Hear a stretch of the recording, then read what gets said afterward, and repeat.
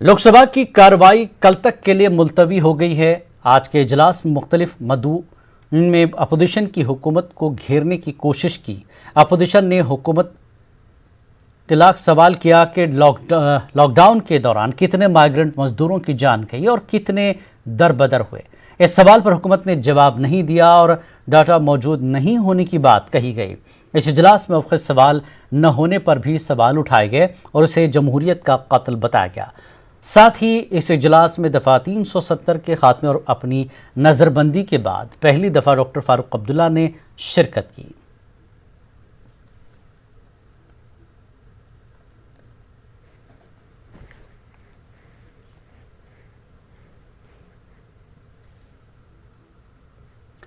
हमारा मुल्क कहां जा रहा है, इसकी हकीकी सूरत हाल क्या है, हुकूमत कितनी संजीदा है या सिर्फ जुमलों की सियासत जारी है। इन मामलात पर हुकूमत को आईना दिखाया जाएगा। इस बात का इजहार औरंगाबाद से MIM के रुकन पार्लिमान इम्तियाज जलील ने किया। उनका कहना है कि मरकजी हुकूमत जो दावे कर रही है हम उसकी कलई खोलने की कोशिश करेंगे। इम्तियाज जलील का कहना है कि पार्लिमानी सेशन में कोरोना से लेकर चीन हर मुद्दे पर बात की जाएगी और हुकूमत को हकीकी सूरत हाल से वाकिफ करवाया जाएगा। इम्तियाज जलील ने पार्लिमानी सेशन की मियाद में तोसी का भी मुतालबा किया। पार्लियामेंट में वैसे तो बहुत सारे इश्यूज़ उठाने के लायक है कि इस कोरोना के दौरान जो भी गलतियां हुई है, आपने पूरे खासदारों की निधि अपने पास वापस ले लिए है। यहाँ पर हॉस्पिटल बेड्स की क्या अवस्था है, हॉस्पिटल्स ही नहीं है, ऑक्सीजन नहीं है, वेंटिलेटर्स नहीं है, और फिर बड़ी बड़ी बातें करने का, बहुत बड़े बड़े गप्पे मारने का कि मतलब मन की बात के अंदर कि हम यहाँ चले गए, ये देश वहाँ चले जा रहा है, हम चाइना को पीछे छोड़ दिए हैं। अब ये चाइना कहाँ है? सबसे पहले चाइना के अंदर आया था और हम के स्टेज के ऊपर खड़े हुए हैं, तो अब बहुत ज़्यादा झूठ बोलने की ज़रूरत नहीं है। हम यही बातें, असलियत जो है, जो हकीकत जो है, वो हम आपको बताने के लिए पार्लियामेंट के अंदर आने वाले हैं और उम्मीद करते हैं कि आप सुनेंगे। अगर आप ये कहेंगे कि देखिए चाइना हमारे फ़ौजियों को मार रहा है, चाइना हमारी बॉर्डर के करीब आता जा रहा है, चाइना जुल्म और ज़्यादती कर रहा है, हमारे फ़ौजियों के ऊपर हमले कर रहा है, और आप कहेंगे कि नहीं मैं भी उसका बदला लिया हूँ, और किस तरह से बदला लिया हूँ कि चाइनीज़ को नहीं मार रहा हूँ, मैं PUBG जो है गेम, वो PUBG को ख़त्म कर दिया हूँ, तो ऐसे तो बातें मोदी जी चलेगी नहीं। उसके अंदर हम कुछ सवाल लेकर आएंगे, आपको जवाब तो देना पड़ेगा। मराठा रिजर्वेशन पर सुप्रीम कोर्ट की जानिब से रोक लगाए जाने पर मराठा समाज में शदीद बरहमी फैल गई है। सुप्रीम कोर्ट के फैसले के लिए रियासती हुकूमत की अदालत में मौसर नुमाइंदगी नहीं किए जाने का इल्ज़ाम लगाया जा रहा है और हुकूमत पर दबाव बनाने के लिए फिर से एक नई तहरीक शुरू करने की मनसूबाबंदी हो रही है। इस सिलसिले में नांदेड़ में मराठा समाज की मुख्तलिफ तंजीमों के जिम्मेदारान ने एक प्रेस कॉन्फ्रेंस का इनकाद किया। प्रेस कॉन्फ्रेंस में मराठा समाज के जिम्मेदारान ने सुप्रीम कोर्ट के फैसले पर शदीद बरहमी का इजहार करते हुए इस फैसले के रियासती हुकूमत को मौरिद इल्ज़ाम ठहराया। मराठा समाज के रहनुमाओं का इल्ज़ाम है कि मौजूदा रियासती हुकूमत मराठा समाज को रिजर्वेशन के फ़ायदे पहुँचाने में संजीदा नहीं है। यही वजह है कि अदालत में इस मसले पर मौसर नुमाइंदगी नहीं की गई, जिसकी वजह से सुप्रीम कोर्ट ने इस मराठा रिजर्वेशन पर रोक लगा दी है। मराठा समाज को रिजर्वेशन के फ़ायदे पहुंचाने के लिए बड़े पैमाने पर एहतजाजी तहरीक चलाई गई और उसके बाद हुकूमत ने इसके लिए कानून साजी की, लेकिन सुप्रीम कोर्ट में यह मामला अटक गया। महाराष्ट्र में मराठा समाज को तालीम और रोजगार के मैदान में दिए जाने वाले 16% रिजर्वेशन पर सुप्रीम कोर्ट की रोक के बाद हुकूमत महाराष्ट्र मराठा रिजर्वेशन के बचाव में मैदान में आ गई है। अब रियासत की मुसलमानों के लिए भी रिजर्वेशन की मांग उठ रही है। साबिक MLA और मालेगांव कांग्रेस के सदर आसिफ शेख ने मौजूदा काबीना वजीर अशोक चौहान को मकतूब रवाना करते हुए मुसलमानों को भी रिजर्वेशन फराहम करने की मांग की।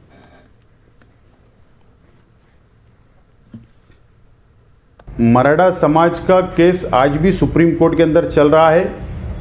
मराठा समाज के विद्यार्थी युवक आज वो शिक्षण लेने के लिए, एजुकेशन के लिए, उनको जो भी समस्याएं आ रही है, राज्य सरकार ने ऐसी भूमिका ली है कि अध्यादेश निकालकर उनको फ़ायदा पहुंचाने का काम कर रही है। मैं स्वागत करता हूं राज्य सरकार का, लेकिन मुस्लिम समाज का जो मुंबई हाई कोर्ट ने शिक्षण में 5% आरक्षण देने का जो निर्णय लिया था, जो भाजपा की सरकार ने लैप्स कर दिया था मुस्लिम समाज का आरक्षण को, तो मैं सरकार से विनंती करता हूं माननीय मुख्यमंत्री जी उद्धव जी ठाकरे साहब से, माननीय बाला साहेब थोरात साहब से, जयंत पाटिल साहब से, अजीत दादा साहब से कि मुस्लिम समाज के जो युवक है आज वो भी उच्च शिक्षण लेना चाहते हैं, उनको भी जो मुंबई हाईकोर्ट ने शिक्षण में 5% आरक्षण देने का जो निर्णय दिया था, जो आदेश दिया था, अध्यादेश मराठा समाज के निकालो, हमको खुशी होगी, लेकिन साथ साथ में मुस्लिम समाज का भी अध्यादेश निकालकर मुस्लिम समाज के नौजवानों को भी न्याय देने का काम सरकार करे। योगी हुकूमत ने समाजवादी पार्टी के साबिक एमपी अतीक अहमद के खिलाफ अब तक की सबसे बड़ी कार्रवाई की है। योगी हुकूमत ने अतीक अहमद की रिहायशगाह के करीब वाक़ 60 करोड़ रुपए मालियत की एक बड़ी अराजी पर कब्जा कर लिया है। अतीक अहमद की अराजी को सरकारी तहवील में लेने से पहले भारी तादाद में पुलिस फोर्स तैनात कर दी गई थी। शहर के पौश इलाके लोकरगंज में वाक़ई ये ज़मीन अतीक अहमद ने लीज पर ले रखी थी, लेकिन मकामी इंतज़ामिया का कहना है कि अतीक अहमद की लीज की मुद्दत अब ख़त्म हो गई है, लिहाजा रियासती हुकूमत ने इस ज़मीन को अपने कब्ज़े में ले लिया है। मकामी इंतज़ामिया का कहना है कि कब्ज़े में ली गई ज़मीन की कीमत तकरीबन 60 करोड़ है और हुकूमत इस ज़मीन को रिफ़ाए आम्मा के लिए इस्तेमाल करेगी। राज्य सरकार की नजूल संपत्ति है जिसकी लीज की अवधि पूर्व में समाप्त हो चुकी थी। पूर्व सांसद श्री अतीक अहमद ने इस पर कब्जा किया हुआ था। आज इस भूमि को हम लोगों ने कब्जे से मुक्त करा लिया है। इसका यहाँ लूकरगंज का व्यावसायिक सर्किल दर 92,800 रुपये प्रति वर्ग मीटर है। तो इस भूमि का अनुमानित मूल्य 55-60 करोड़ रुपए है। इसको किसी सार्वजनिक उपयोग के लिए, पब्लिक पर्पज के लिए राज्य सरकार यूज करेगी। सरकारी जमीन? जी हाँ, ये नजूल की राज्य सरकारी संपत्ति, इसकी लीज की अवधि बहुत वर्षों पूर्व समाप्त हो चुकी है। तो इस संपत्ति में आज हम लोग री एंटर कर गए हैं, पुनः प्रवेश कर गए हैं। इसके अलावा एक और प्रॉपर्टी यहाँ इस एरिया में अभी मैं नहीं डिस्क्लोज कर सकता हूँ और कार्रवाइयाँ भी होंगी। बिहार असेंबली इंतखाबात को लेकर सूबे में सियासी गहमा गहमी जारी है। रियासत के 17% मुस्लिम वोटों पर तमाम सियासी पार्टियों की नजर है। जेडीयू के मुस्लिम लीडर लगातार अक़लियतों की फलाह का दावा कर नीतीश कुमार से अक़लियतों को करीब करने की कोशिश कर रहे हैं। जेडीयू एमएलसी खालिद अनवर ने न्यूज़ 18 से बात करते हुए कहा कि तमाम जिलों में वर्चुअल कॉन्फ्रेंस मुनक्किद कर अक़लियतों के दरमियान पार्टी मुहिम चलाएगी। खालिद अनवर के मुताबिक मुस्लिम लीडर अक़लियती इलाकों में हुकूमत की कारकर्दगी को लोगों के सामने वाज़ेह करेंगे। देखिए, हम लोग तो एक वर्चुअल कॉन्फ्रेंसेस करने जा रहे हैं और बहुत सारे जो मुस्लिम लीडर्स हैं हमारी पार्टी के, सब लोग वर्चुअल कॉन्फ्रेंस करेंगे और ज़िला वाइज जो 100 लोगों के मिलने की परमिशन, उस हिसाब से लोगों से मुलाकात करेंगे। कोशिश करेंगे कि लोगों को कन्विंस करने की कोशिश की जाए। लेकिन एक बात ये तय है कि इस बार बिहार के मुसलमानों में एक नई सोच जो पैदा हुई है वो ये कि हम कब तक किसी को हराने के लिए वोट करते रहेंगे, कब हम अपने आप के लिए वोट करेंगे, कब अपनी नस्ल के लिए करेंगे, अपने बच्चों के लिए करेंगे, अपनी तरक्की के लिए करेंगे। ये एक सोच पैदा हुई है और खुशी की बात यह है कि इसमें बड़े बड़े लोग शामिल हैं, जो वक्त आने पर आपको पता चलेगा। बिहार असेंबली इंतखाबात में बीजेपी की जानिब से भी मुस्लिम वोटों को रिझाने की कवायद जारी है। बीजेपी मुसलमानों की फलाह की बात करके अक़लियती वोटों को एनडीए के साथ जोड़ने की कोशिश कर रही है। बीजेपी तर्जुमान असफर शम्सी के मुताबिक सूबे में एनडीए हुकूमत ने अक़लियतों की फलाह के लिए काफ़ी काम किया है। शम्सी ने कहा कि अब लोग आरजेडी के झांसे में नहीं आने वाले हैं। बीजेपी के मुस्लिम लीडर भी अक़लियती इलाकों का दौरा कर मुसलमानों के फलाह के ताल्लुक से किए गए कामों को लोगों के सामने रखेंगे। देखिए, भारतीय जनता पार्टी, जदयू और एलजेपी ये अक़लियतों के क्षेत्र में भी जा रही है और उनको बता रही है कि भारतीय जनता पार्टी, जदयू और एनडीए की सरकार ने उनके लिए विकास का काम किया, डेवलपमेंट का काम किया और अक़लियत भी उस विकास और डेवलपमेंट के भागीदार बने। इसीलिए उन लोगों का राजद से मुंह भंग हो रहा है। पूरे बिहार के अंदर मौलाना मजरुल हक यूनिवर्सिटी के द्वारा नॉलेज रिसोर्स सेंटर खोला गया। पूरे बिहार के अंदर एमसीडी जगहों में अक़लियतों के लिए कोचिंग इंस्टीट्यूट खोले गए और बिहार ने जो काम किया, आने वाले चुनाव में ये सारे जो अक़लियत के लिए हुए, पूरे बिहार के अंदर 15 सालों के अंदर कोई फ़िरका वाराना फसादात नहीं हुआ, सबका साथ और सबका विकास हुआ। हम लोग अक़लियत के क्षेत्र में और विशेषकर एमसीडी डिस्ट्रिक्ट में, माइनॉरिटी कंसंट्रेटेड डिस्ट्रिक्ट में अक़लियतों के प्रति जो काम हुआ है वहाँ हम जा रहे हैं और उनको बता रहे हैं। और सीधी सी बात है कि अक़लियतों का बिल्कुल मोह भंग हो रहा है राजद से और इस बार 0 पर आउट होगी राजद। 2010 में जिस तरह से 22 सीटों पर सिमट गई थी राजद, आने वाले चुनाव में उससे भी बदतरीन हालत होगी। रांची के सीजेएम कोर्ट में तबलीगी जमात से मुंसलिक गैर मुल्की अफराद के डिस्चार्ज पिटिशन पर आज सुनवाई हुई। सुनवाई के दौरान चीफ जुडिशल मजिस्ट्रेट ने तमाम 17 गैर मुल्की तबलीगी जमात के लोगों के खिलाफ आयद फॉरेन एक्ट के सेक्शन 13, 14A और 14B को हटा दिया है। इस सेक्शन के तहत 5 साल कैद की सजा है। वहीं अदालत ने सिर्फ डिजास्टर एक्ट को बरकरार रखा है। इस दफा के तहत ज्यादा से ज्यादा 6 माह की सजा है, जबकि तमाम गैर मुल्की बाशिंदों ने 3 माह से जायद की सजा काट चुकी है। हर फर्द को 200 रुपए जुर्माने के तौर पर अदा करना होगा। अदालत के आज के फैसले से आइंदा सुनवाई में जुर्माना अदा करने के बाद तमाम गैर मुल्की तबलीगी जमात के लोगों की वतन वापसी का इम्कान रोशन होने की उम्मीद पैदा हो गई है। वाज़ेह है कि इन 17 गैर मुल्की बाशिंदों को रांची के हिंदपीढ़ी से अप्रैल माह में कोरोना फैलाने के इल्जाम में गिरफ्तार किया गया था। अकोला में जमात इस्लामी की जानिब से उन लोगों और तंजीमों को एजाज़ से नवाजा गया जिन्होंने लॉकडाउन और कोरोना के दरमियान लोगों की खिदमत अंजाम दी। मकामी मेहरुन्निसा फंक्शन हॉल में मुनक्किदा एक मुख्तसर सी तकरीब में सोशल डिस्टेंसिंग के साथ ये प्रोग्राम अमल में आया। पेश एक रिपोर्ट।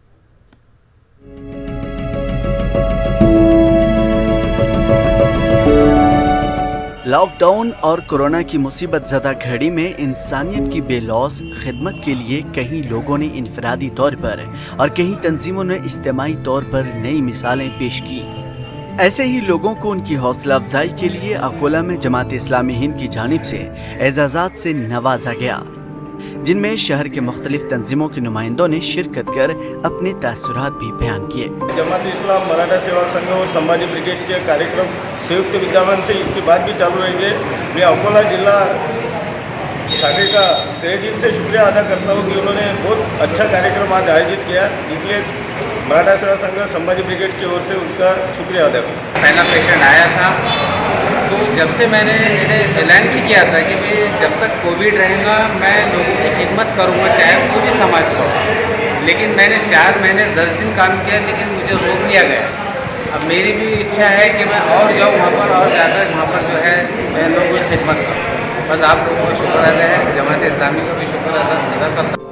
इस मुख्तसर और कलील तकरीब में सिर्फ मुस्लिम तंजीमों को ही मदऊ नहीं किया गया, बल्कि शहर की तकरीबन तमाम ही तंजीमों को एजाज़ात से नवाजा गया, जिनमें सियासी, समाजी और सेहत आम्मा से ताल्लुक़ रखने वाले अफराद भी शामिल थे। जमात ने मुस्तक़बिल में इसी तरह अकोला में मिलजुल कर काम करने का अज़्म जाहिर किया। अकोला शहर में कोरोना लॉकडाउन में जितनी समाजी तंजीमों ने यहाँ सोशल वर्क किया था, आज जमात इस्लामी अकोला ने उन सबको सम्मानित किया और उनको यहाँ बुला के उनको एजाज़ से नवाजा। हमारी आज की तकरीब का मकसद ये था कि जितनी अंजुमनें और तंजीमें काम कर रही हैं, ये आगे और भी ऑर्गेनाइज है कि होकर सोशल वर्क करती रहें और इस काम को गति मिले, रफ्तार मिले। इसी मकसद से आज का प्रोग्राम मुनक्किद किया गया था। इस तकरीब में NGOs के नुमाइंदों ने अपनी बात पेश करते हुए कहा कि शुरुआती दौर में कोरोना को एक मजहब से जोड़ने की और मुनाफिरत फैलाने की कोशिश की गई, ताहम बाद के वक्त में जिस तरह लोग मदद के लिए आगे आए, इससे समाज और मजहब के दरमियान दूरियां खत्म हुई, जो कोरोना का मुस्बत पहलू माना जा सकता है। न्यूज़ 18 उर्दू के लिए अकोला से रिजवान खान की रिपोर्ट। दिल्ली तशद्दुद मामले में JNU के साबिक तालिब इल्म उमर खालिद को 10 दिनों की पुलिस तहवील में भेजा गया है। गुज़श्ता शब उमर खालिद को गिरफ्तार किया गया था और आज दिल्ली पुलिस की स्पेशल सेल ने कड़कड़डुमा कोर्ट में पेश किया, जहां उन्हें 10 दिनों की तहवील में भेज दिया गया।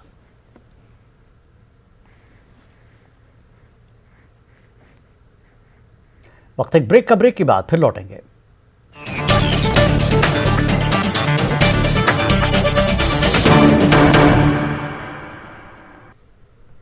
खास बात इंडिया में एक बार फिर आपका खैर मकदम है। अलीगढ़ मुस्लिम यूनिवर्सिटी में जैसे जैसे तालीमी सरगर्मियां बहाल हो रही हैं, वैसे ही तलबा के मसाइल भी निकल कर सामने आ रहे हैं। आज मुतादिद फैकल्टियों के तलबा यूनिवर्सिटी के एडमिनिस्ट्रेटिव ब्लॉक पर पहुंचे और इंतजामी अफसरान से मिलने का मुतालबा किया। उनका कहना था कि हम सब PhD के तालिब इल्म हैं, हमने टेस्ट 1 साल काबिल क्वालिफाई किया है, लेकिन आज तक इंटरव्यू नहीं कराए गए, जिससे हमारा खासा नुकसान हो रहा है। तलबा के अचानक एडमिनिस्ट्रेटिव ब्लॉक पहुंचने पर प्रॉक्टर टीम के जिम्मेदार भी आ गए और उन्हें समझाया कि इंतजामिया से बात करके उनके मसाइल को हल कराया जाएगा, जिसके बाद तलबा वापस हुए। के लिए आए हैं क्योंकि हमारा पीएचडी का एंट्रेंस हमने दिया था और हम लोग क्वालिफाई हैं। हम में से कुछ लोग नेट भी हैं, जेआरएफ भी हैं, हम सब लोग क्वालिफाइड हैं यहाँ पर। लेकिन हमारा अब तक 1.5 साल होने आया, इंटरव्यू नहीं हुआ है। हमें हमेशा हर बार झूठे वादे कर दिए जाते हैं कि डेट्स अब आ जाएंगी, लेकिन कोई डेट्स हमें नहीं मिलती। हम लोग की डिमांड्स ये है कि हम लोग का जल्द से जल्द जो डेट अनाउंस करी जाए, ठीक है, पीएचडी की। और प्लस ये अगर वो ऑफलाइन ही लेना चाह रहे हैं तो ऑनलाइन हम देने के लिए तैयार हैं। मगर जो हम लोग सफ़र फेस कर रहे हैं ना कि कोई डेट नहीं दे रहे, पहले कहा था एंट्रेंस की डेट आ जाएगी फिर आपको मिलेगा, है ना। और एप्लीकेशन भी हम लोग नवंबर में दे चुके हैं, बट कोई इंक्वायरी अभी तक नहीं हुई है। कर्नाटक रक्षणा वेदी के तंजीम के लीडरों ने रायचूर में हिंदी दिवस की मुखालफत करते हुए महात्मा गांधी के मुजस्समे के सामने एहतजाजी मुजाहरा किया। इस मौके पर कर्नाटक रक्षणा वेदी के शाख जिला रायचूर के सदर विनोद रेड्डी ने कहा कि तंजीम की जानिब से गुज़श्ता 20 बरसों से हिंदी दिवस की मुखालफत की जा रही है, लेकिन मरकजी हुकूमत कन्नड़ा दीगर इलाकाई ज़बान बोलने वालों पर ज़बरदस्ती हिंदी मुसल्लत करने की कोशिश कर रही है। उन्होंने कहा कि मुल्क में हिंदी के अलावा कई ज़बानें मौजूद हैं और हिंदी के साथ साथ दीगर ज़बानों का दिन मनाया जाए। विनोद रेड्डी और तंजीम के दीगर लीडरों ने हिंदी के ताल्लुक से वज़ीर आज़म नरेंद्र मोदी को एक मेमोरेंडम भी रवाना किया।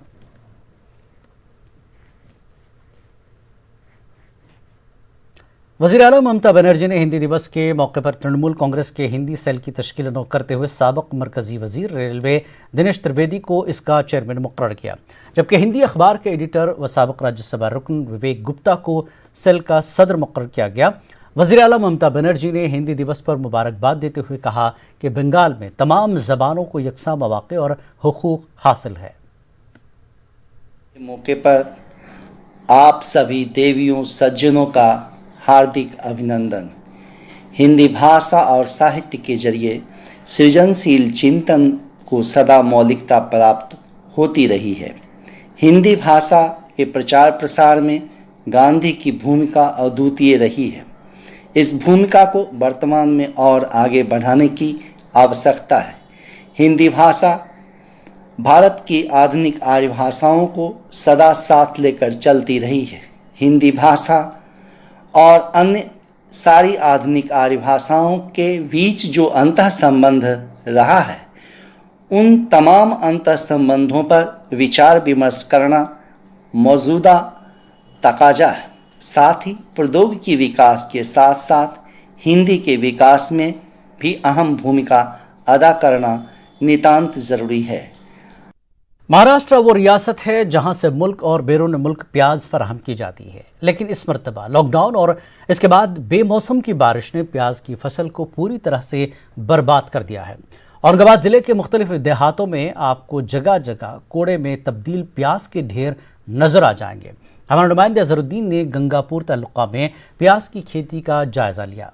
पेशे की रिपोर्ट।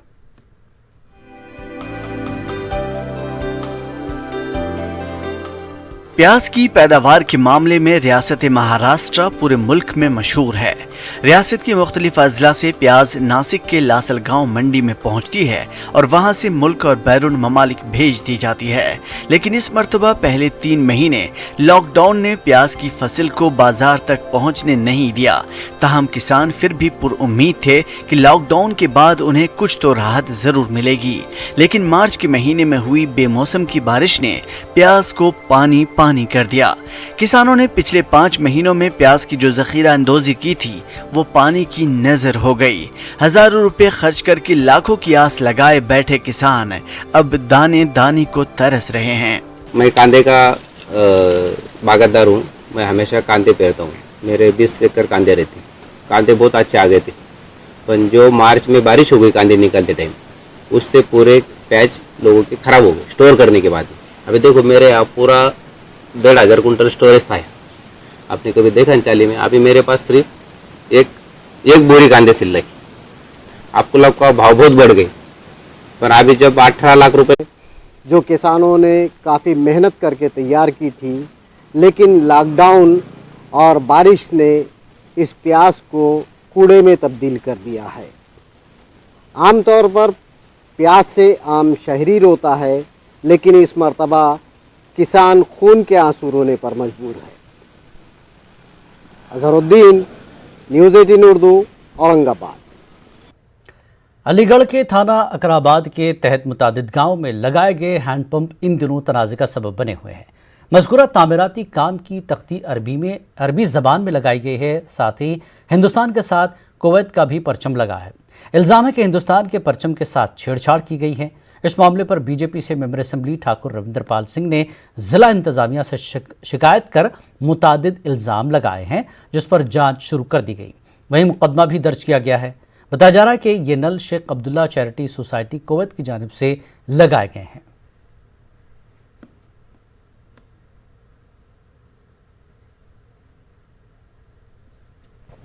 ये मेरे छदा विधानसभा के अकराबाद ब्लॉक में खुर्रमपुर गांव में, इस गांव में अभी कुछ नल लगवाए गए थे, जिनमें ये जो शिलालेख जो पट्टिका लगी हुई है वो कुवैत की एक लिखी गई है उसमें, और लेख भी अलग है जो हम पहचान नहीं पाते थे। तो ये मैंने यूनिवर्सिटी में ये प्रोफेसर से जानकारी करके जब ये मालूम पड़ी है कि कुवैत की ये भाषा है, और इसमें एक तरफ कुवैत का झंडा लगा हुआ है, एक तरफ लगा हुआ है भारत सरकार का, और हमारे इंडिया के ध्वज जो लगाया है, इंडिया के ध्वज में जो किलियाँ होती हैं 12, और वहाँ इन्होंने कुल 8 लगाई है, 24 होती है, उन्होंने 8 लगाई हैं।